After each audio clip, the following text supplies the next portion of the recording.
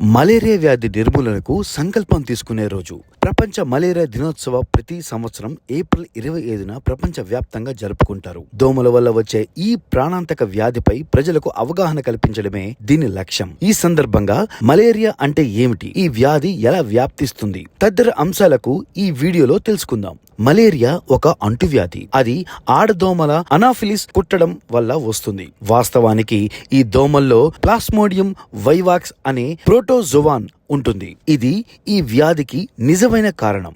Malaria జ్వరం ఎక్కువగా వేసవి వర్షాకాలంలో వస్తుంది. మలేరియా ఎలా వ్యాప్తిస్తుంది?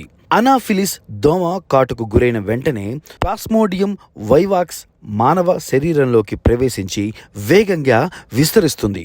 ముందుగా ఈ పర్ణజీవి రోగి కాలేయం రక్త కణాలపై దాడి చేస్తుంది. సరైన సమయంలో చికిత్స తీసుకోకపోతే రోగి మరణించే అవకాశం ఉంటుంది. మలేరియా జ్వరం రకాలు.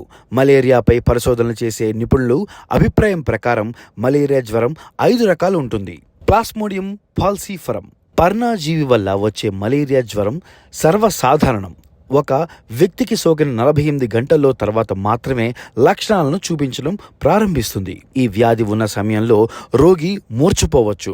ప్లాస్మోడియం వైవాక్స్ ఇది ఆగ్నేయాసియా, లాటిన్ అమెరికా ప్రజల్లో మలేరియా రావడానికి కారకమవుతుంది. ప్లాస్మోడియం ఓవెల్ మలేరియా ఈ రకమైన మలేరియా చాలా అసాధారణం. ఈ పర్ణజీవి రోగి కాలేయంలో లక్షణాలను కలిగించకుండా సంవత్సరాల పాటు జీవించగలదు.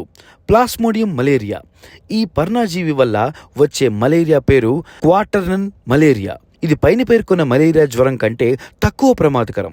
ఇందువల్ల 4 రోజుల్లో రోగికి జ్వరం వస్తుంది.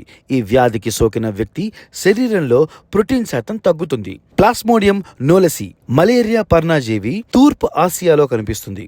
ఈ వ్యాధి సోకిన రోగి జ్వరం, వణుకుతో పాటు ఆకలి కూడా మందగిస్తుంది. సైన్స్ వేగంగా అభివృద్ధి చెందుతున్న ఈ ఆధునిక కాలంలో కూడా ప్రపంచంలో సగం మందికి పైగా మలేరియా బారిన పడుతున్నారు. ఒక సర్వే ప్రకారం ప్రతి సంవత్సరం 200 మిలియన్ కంటే ఎక్కువ మంది మలేరియా బారిన పడుతున్నారు. దాదాపుగా 500,000 మంది ప్రజలు మరణిస్తున్నారు. మలేరియా వ్యాధిపై అవగాహన లోపమే మరణాలకు కారణమవుతోంది. ఈ ఏడాది theme malaria ends with us, reinvest, reimagine, retain. Malaria మనతో మందగిస్తుంది. పునరుద్ధరించండి, పునఃసృష్టించండి, పునఃప్రారంభించండి. ఈ నినాదంతో ఈ ఏడాది ముందుకెళ్లాలని ప్రపంచ దేశాలు నిర్ణయించాయి. దీని ప్రకారం మలేరియాను పూర్తిగా అంతమొందించాలని ఒక గట్టి తీర్మానానికి రావడం జరిగింది. మలేరియాను ఇలా నిర్ధారించవచ్చు. 1.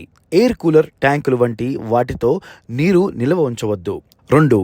ఇంట్లో ఎక్కడ నీరు నిల్వ ఉన్నా అక్కడ మట్టితో నింపండి. ఆ నీటిలో కిరోసిన్ పిచికారీ చేయడం, దీనివల్ల దోమలు పుట్టవు. 3. శరీరాన్ని పూర్తిగా కప్పి ఉంచే దుస్తులను ధరించండి. 4. అధిక జ్వరం, వణుకు వస్తుంటే వెంటనే వైద్యుడిని సంప్రదించండి. 5. ఎప్పుడు దోమతెరను ఉపయోగించాలి. 6. ఇంటి చుట్టూ పురుగుల మందు పిచికారీ చేయాలి. చివరగా ఒక చిన్న దోమ పెద్ద సమస్యగా మారొచ్చు, కానీ కొన్ని చిన్న జాగ్రత్తలు విలువైన ప్రాణాలు రక్షించగలవు. ఈ మలేరియా దినోత్సవం రోజున దోమలను పారద్రోలడానికి గట్టి చర్యలు చేపట్టిన మన విలువైన ప్రాణాలు కాపాడుకుందామని ప్రతిజ్ఞ చేసుకుందాం.